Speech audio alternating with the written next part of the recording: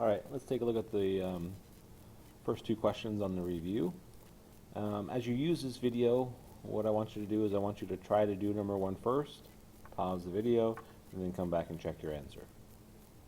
So as we look at this, we're going to factor this. So what we want to do is we want to figure out what are we going to put in here so that when we multiply it together we get this. So what times what is going to give me x to the fourth? And so since this is a trinomial, we're used to this being a squared, and so we would do x times x is x squared.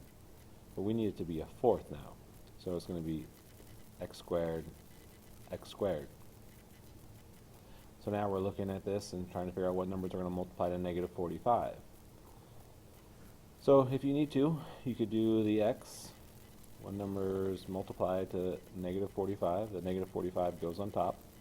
And we get that negative 45 by going 1 times negative 45 is negative 45. And then this number, the negative 4, goes on the bottom. So we're trying to figure out what numbers are going to add to negative 4, but multiply to negative 45. So you should come up with 9 and 5. Now one of them is going to have to be negative, since this is negative 4, so we want the bigger number negative. And so now if this goes here, the 5 goes here,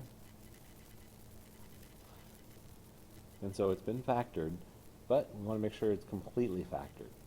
So now x squared minus 9, can this be factored? And the answer is yes, difference of squares. So this becomes x plus 3, x minus 3. And then now look at the x squared plus 5. Could that be factored? And the answer is no. We don't have a sum of squares. We only have difference of squares. And so this would be x squared plus 5. So this expression is completely factored into this. Alright, let's look at the next one. Same thing. Pause the video, try it on your own, and see if you're right.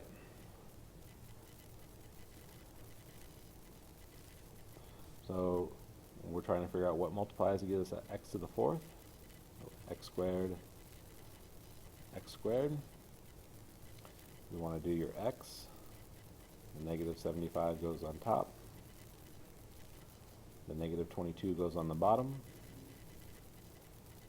And so now we want to figure out what numbers multiply to give us negative 75, but add to negative 22. So it's going to be 25 and 3. We want one of them to be negative, and so since this is a negative, we would need the bigger one to be negative. So it's x squared minus 25, x squared plus 3.